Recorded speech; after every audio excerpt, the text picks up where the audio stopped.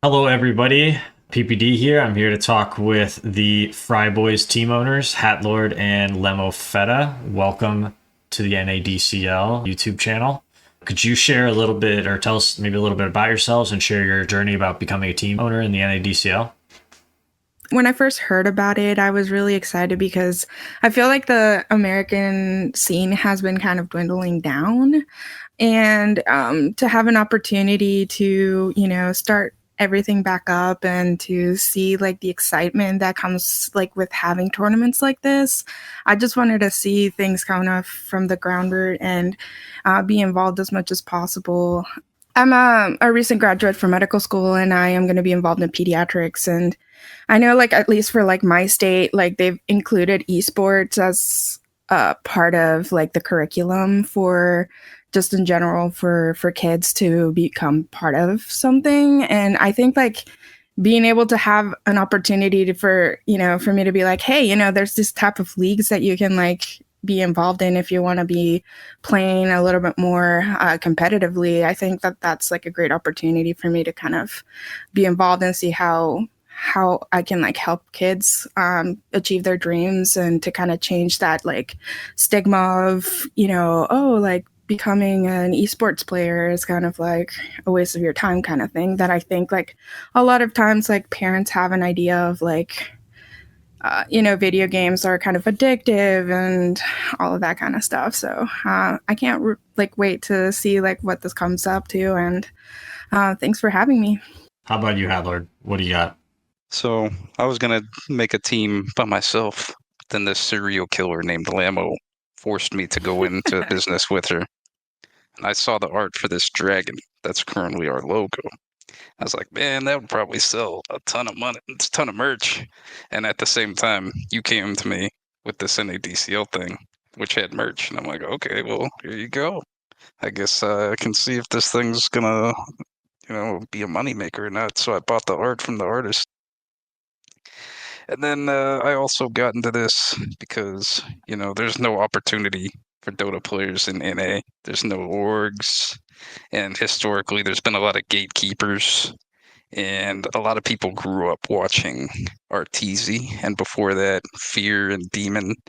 And they got this idea in their head where they got to grind their MMR up the ladder so that they can get noticed by the big orgs, and that's their idea of getting into pro Dota, and it ain't gonna happen. Okay, like there's only one Arteezy.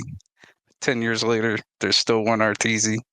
Well, there's Quinn now, but he couldn't make it either. He tried to make it with his own team, Quincy Crew.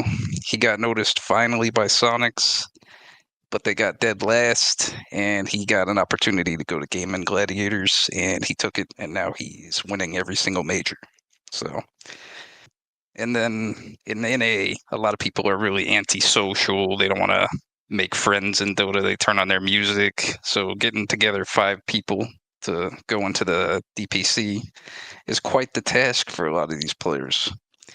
And when these players like Scourge McDuck, he's made his own team, The Cut, and he tried to do a character in one of the interviews, and he got, the Reddit hate train came after him immediately, and he hasn't done an interview since then.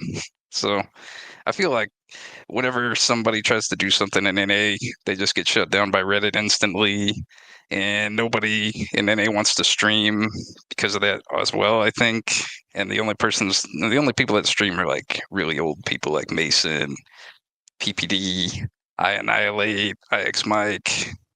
So also, I believe in PPD. I believe he has the best interest of NA in mind, and I think NADCL is a really good first step toward reinvigorating the scene. All right, thank you for your kind words. You roasted a couple players along the way, but we'll fix that in post. Don't worry. I'll get Um, over. uh, can you explain the dragon and skunk characters that we're looking at here? So the deal with the dragon, I found it on an artist page that I follow, and I thought that it was pretty cool. It was really low resolution, so I ordered a high res redo, and then once we had it, we needed we needed to flesh out his character, so I was wondering, who's he defending the fries from? So we came up with this other character that was a skunk because Lamo likes skunks. So the whole deal with the skunk is that she wants to steal FryBoys fries.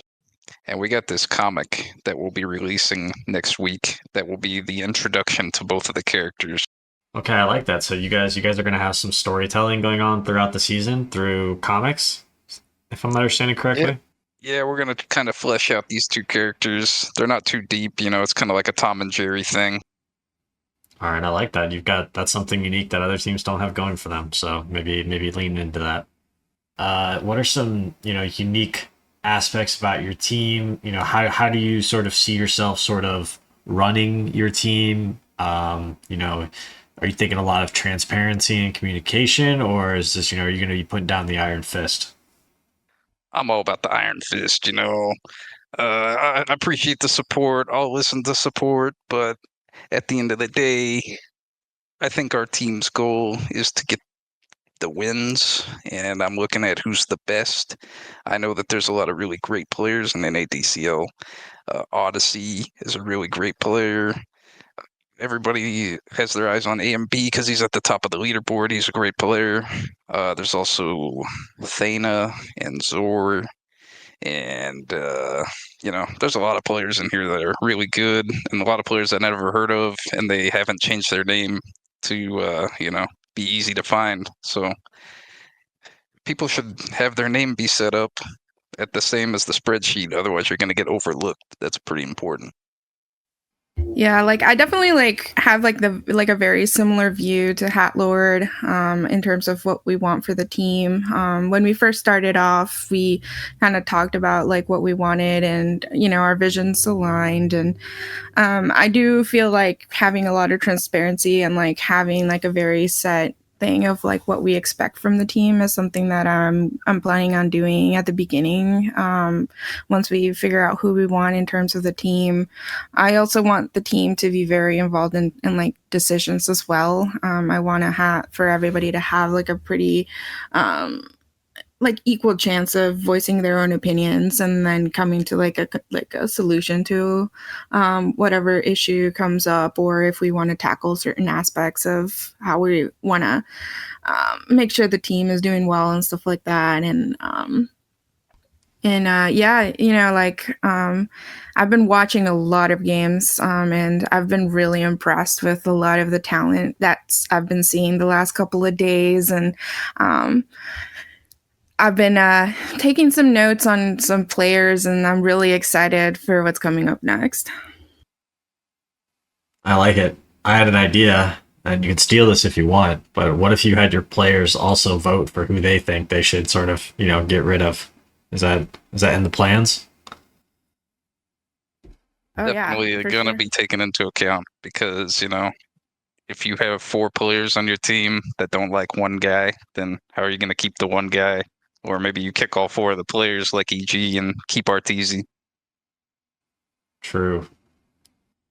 And of course, they have to like fries. That's an obvious requirement. But if you guys have any ideas on how to find the best type of fries, please let me know, because that's the goal as well. Who's got the best fast food French fries? Yep. It's a great question. I think depends, if you like the traditional fries, McDonald's or Wendy's, those are both really good. If you like the curly fries, you can't beat Arby's. Arby's got those curly fries really good. Oh, yeah. So crispy and delicious. Oh, my gosh. All right, I could see an Arby's sponsorship in the future for the FryBoys. Maybe some Hatlord. Tell me how you got into Dota. You've been in here for a while, so how did you originally get into the game? It's a long story. I actually been in Dota longer than you, but we both came from Han. Technically, I came from Han. But so a long time ago, back in 2005, when I was still in my prime as a gamer, and I was the best, I was playing this ancient game called Guild Wars, and after I ran through that at the retirement of Guild Wars, everybody went to this game called Han. So I'm like, what the hell is Han? Never heard of it. And they tell me, oh, it's like Warcraft 3 Dota. And I'm like, Warcraft 3, that game sucks. And then they tell me, so I'm like, what's Dota? You control one unit and you level them up by hitting creeps. And I'm like, that sounds like the dumbest game I've ever heard in my life, but I'll give it a shot. So install Han. And they all tell me, don't worry, we'll be fine. We're going to tell you how to play. So I load in and I'm asking questions and it's instantly, shut the fuck up. You don't know how to play. What the fuck? You suck. That's the Dota experience for every new player. So, and Han. So I'm like, all right, screw it. I'll just run to where these guys are. And I got destroyed. I played that Panda hero. I finished like 0-15. It was terrible. And unlike most people who persevered, I immediately uninstalled that game. And then 2 or 3 years after that, Dota 2 came out, and then they got me to install it again. But this time, they had bot games, so I actually learned how to play. And yeah, that's how I got into Dota right there. Very nice, very nice. Yeah, Lambo, let's Yeah. go same question for you. How did you get into Dota? Okay. Sure. So for me, it's not as I'm not as involved with Dota like Hatlord was in terms of how long I've been playing, but mostly it was like when I started undergrad, a lot of my friends came along with me to undergrad, and I would just see them play this game. And they would always have like all these like really cool like characters, and I was just like, what the hell is this game? And so I started watching them, and like I just started joining, and I realized, hey, this is a really good game to play and just like spend some time with my friends. And we would do like 5 stacks just like during the weekend, and we would just like destroy. And then obviously there's ups and downs, but I just found it extremely fun to play and just a good pastime. And ever since then I've just been like slowly continuing to play and see the new characters. And but now, like, with all the time that I have now, it's more just like watching Dota rather than playing. But now that the league has started, I actually started playing more turbo games, which has been like really fun. Nice. Okay. Yeah, more turbo gaming to come. I think we're past 10, or we're like 12 minutes now, so we can actually kind of stop. But I wanted to ask Hatlord, why are the FryBoys going to be the NADCL champions this season? So I'm just the best, and I'm gonna draft the best players, and nobody else has a chance. All right. Fair enough. Any other, like, do you guys have any other questions you might like want to answer? I think that we can call it there if you guys are happy with that. Maybe shout out to your FryBoy supporters or something. I don't know. Big shout out to our first supporter, hopefully first of many, Woo! named Jiggles or Giggles, Gyggles. He bought a supporter pack for $19.99, which you can also, or you can buy a supporter pack for the inferior teams if you like losing. All right, everybody, thank you very much. It's been a pleasure, FryBoys. I wish you the best of luck in NADCL Season 4. Thanks for having us.